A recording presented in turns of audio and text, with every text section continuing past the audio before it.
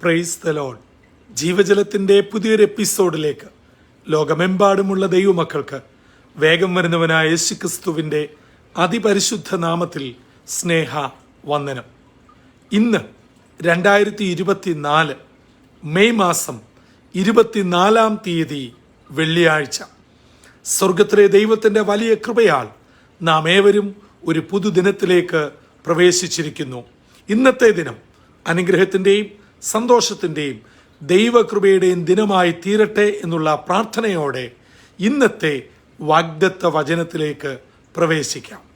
ഇന്ന് ജീവജലത്തിൽ കൂടി പ്രോമിസ് വേഴ്സായി നമുക്ക് ലഭിച്ചിരിക്കുന്നത് സംഖ്യാപുസ്തകം 9-ാം അധ്യായം 23-ാം വാക്യം. നമ്പേഴ്സ് ചാപ്റ്റർ 9 വേഴ്സ് 23 നാം ഇപ്രകാരം വായിക്കുന്നു: യഹോവയുടെ കൽപ്പന പോലെ അവർ പാളയമിറങ്ങുകയും യഹോവയുടെ കൽപ്പന പോലെ യാത്ര പുറപ്പെടുകയും ചെയ്യും. മോശ മുഖാന്തരം യഹോവ കൽപ്പിച്ചതുപോലെ അവർ യഹോവയുടെ ആജ്ഞ പ്രമാണിച്ചു.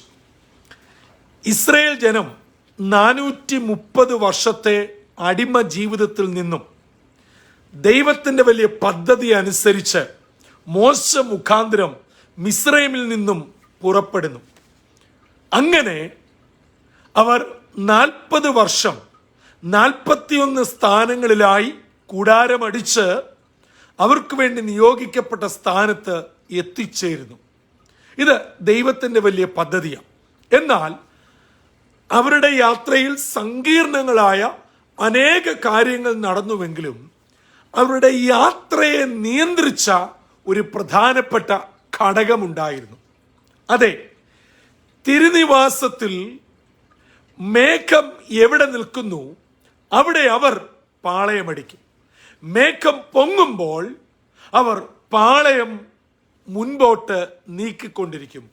ചുരുക്കത്തിൽ മേഘം അവരുടെ ഗൈഡ് ലൈനായി തിരുനിവാസത്തിന്മേൽ, സമാഗമ കൂടാരത്തിന്മേൽ മേഘം ഇറങ്ങി നിൽക്കുമ്പോൾ അത് ഒരു ദിവസമോ ഒരാഴ്ചയോ ഒരു മാസമോ ഒരു വർഷമോ ആണെങ്കിൽ മേഘം പൊങ്ങി മാറാതെ അവർ അവിടെ നിന്നും പാളയം മുൻപോട്ട് നീക്കുകയില്ല.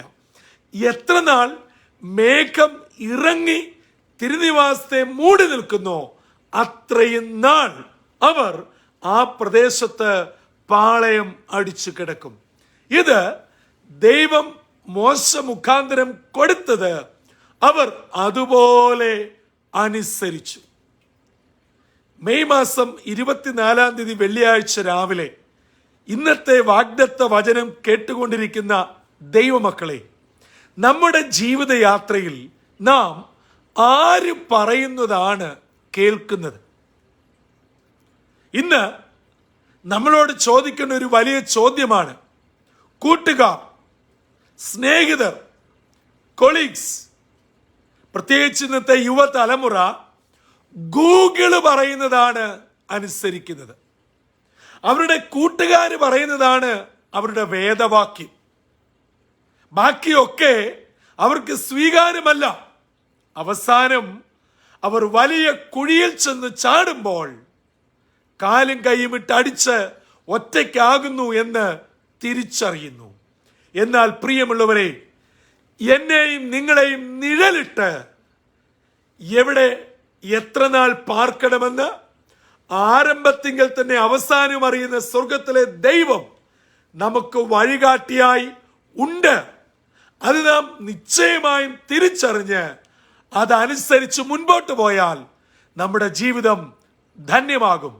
ഇന്ന് ഈ വാഗ്ദത്ത വചനം കേൾക്കുന്നവരിൽ ആർക്കെങ്കിലും, അല്ല നിങ്ങളുടെ മക്കൾക്ക്, കുടുംബാംഗങ്ങൾക്ക്, നിങ്ങളുടെ അറിവിലുള്ളവർക്ക് വഴി തടസ്സമായി ജീവിതത്തിൽ നിൽക്കുന്നുവോ, അടുത്ത സ്റ്റെപ്പ് എന്തെടുക്കണമെന്ന് അറിയാതെ, എങ്ങനെ മുൻപോട്ട് വെക്കണമെന്ന് ഒരു ഊഹവുമില്ലാതെ വിഷമവൃത്തത്തിലായി നിൽക്കുന്ന ആരെങ്കിലും എന്നെ കേൾക്കുന്നുണ്ടോ? നിങ്ങൾ ആരുടെ ഉപദേശമാണ് കൈക്കൊള്ളുന്നു? വേദപുസ്തകം പറയുന്നു, ബിലയാമിന്റെ ഉപദേശം കേൾക്കുവാൻ എനിക്ക് മനസ്സില്ല.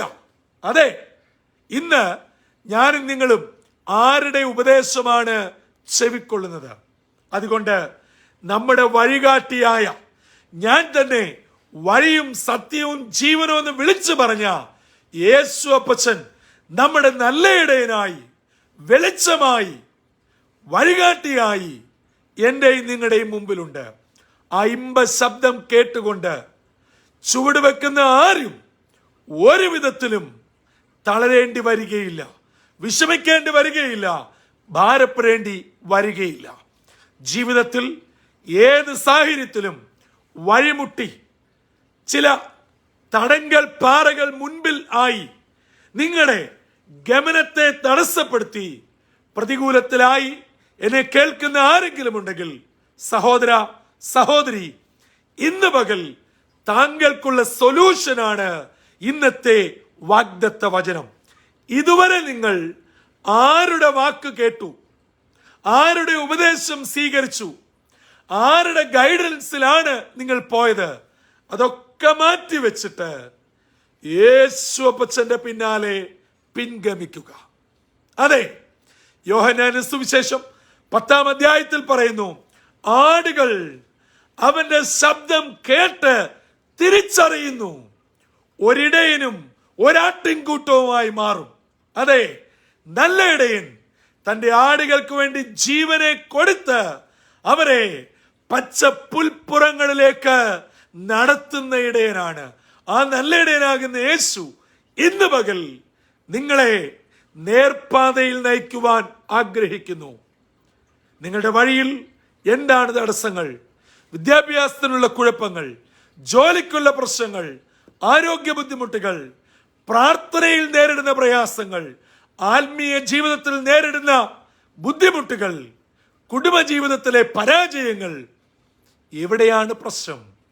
ആ വഴികളെയൊക്കെ മാറ്റി പുതുവഴി തുറന്ന് എത്തേണ്ടിടത്തെത്തിക്കുവാൻ കർത്താവ് മതിയായവനാ.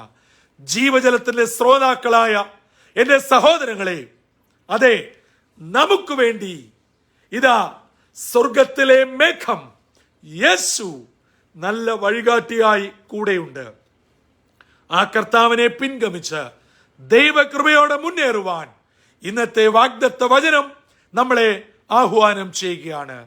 ഏതെങ്കിലും വിധത്തിൽ വഴി തെറ്റിപ്പോയവരുണ്ടോ? വഴി മാറിപ്പോയവരുണ്ടോ? അല്ല, സ്വയം തീരുമാനിച്ച് കുറുക്കു വഴി തേടിയവരുണ്ടോ?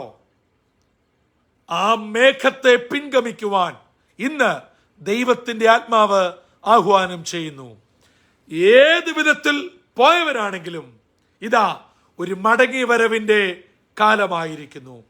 യേശുവിൽ പരിപൂർണമായി ആശ്രയിച്ച് ആ വലിയ ദർശനത്തോടെ, കാഴ്ചപ്പാടോടെ, പ്രാർത്ഥനയോടെ മുന്നേറി ദൈവകൃപ പ്രാപിച്ച് ജീവിതത്തിൽ വെച്ചടി സമസ്ത മേഖലകളിലും ഉയർച്ചകളും വളർച്ചകളും പ്രാപിച്ച് കർത്താവിനെ സേവിപ്പാൻ, കർത്താവിനെ സാക്ഷിപ്പാൻ നാം ആയിരിക്കുന്ന ഇടങ്ങളിൽ സർവശക്തനായ ദൈവം ഇടയാക്കട്ടെ. അതിന് ദൈവത്തിന്റെ പരിശുദ്ധാത്മാവ് നമ്മെ ഓരോരുത്തരെയും സഹായിക്കുകയും ചെയ്യട്ടെ. തലകളെ വണക്കാം, പ്രാർത്ഥിക്കാം. പരിശുദ്ധനായ ദൈവമേ, സ്വർഗീയ പിതാവേ, മനോഹരമായ പുതിയ പ്രഭാതത്തിനായി ഞങ്ങൾ അങ്ങേ സ്തുതിക്കുന്നു. മേഘം പൊങ്ങുമ്പോൾ ഇസ്രായേൽ ജനം യാത്ര പുറപ്പെടുകയും മേഘം മൂടി നിൽക്കുമ്പോൾ അവർ പാളയം അടിക്കുകയും ചെയ്തു. ഈ നാളുകളിൽ ഞങ്ങളുടേതായ വഴികളിൽ സഞ്ചരിച്ച് പരാജയങ്ങൾ ഏറ്റുവാങ്ങി ജീവിതത്തിൽ നിരാശ മാത്രം ബാക്കി നിൽക്കുന്ന ഞങ്ങളോട് ഈ പ്രഭാതത്തിൽ അവിടുന്ന് ഇടപെട്ടതിനായി സ്തോത്രം. അങ്ങയെ പിൻപറ്റുവാൻ അങ്ങയുടെ കാൽച്ചുവടുകൾ തന്നെ ഞങ്ങളുടെ ഓരോ ചുവടുമായി തീരുവാൻ ഞങ്ങളെ അവിടുന്ന് ഒരുക്കണമേ. ദൈവവചനം കേൾക്കുന്ന സകല പ്രായത്തിലുള്ള എല്ലാ ദൈവമക്കളെ അനുഗ്രഹിക്കണം. കർത്താവിനെ മാത്രം അനുഗമിപ്പാൻ ഞങ്ങളെ ഒരുക്കണം.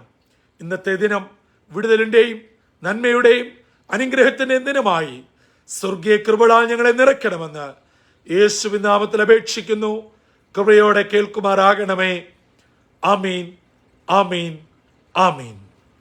പ്രിയ ദൈവമക്കളെ, ഇന്ന് നാം വചനത്തിൽ നിന്ന് കേട്ടതുപോലെ നമ്മുടെ ലോകപ്രകാരമുള്ള സകല ഉപദേശങ്ങളും ഉപദേശകരെയും മാറ്റിയിട്ട് കർത്താവിനെ അനുഗമിപ്പാൻ, കർത്താവിൻ്റെ വാക്ക് കേൾക്കുവാൻ, കർത്താവ് പറയുമ്പോൾ മാത്രം ചുവട് വെക്കുവാൻ ഇന്നത്തെ വാഗ്ദത്ത വചനത്തിലെ സന്ദേശം നമ്മളെ ഒരുക്കട്ടെ. അങ്ങനെ എത്തേണ്ട സ്ഥാനത്ത് എത്തിച്ചേർന്ന് അനുഗ്രഹം പ്രാപിപ്പാൻ സ്വർഗത്തിലെ ദൈവം ജീവജലത്തിൻ്റെ എല്ലാ പ്രേക്ഷകരെയും ഇടയാക്കട്ടെ. ഈ വചനത്താൽ ദൈവം നമ്മെ അനുഗ്രഹിക്കട്ടെ. കർത്തൃ ശുശ്രൂഷയിൽ നിങ്ങൾക്കൊപ്പം brother Santhosh Kodukulanji. God bless you all.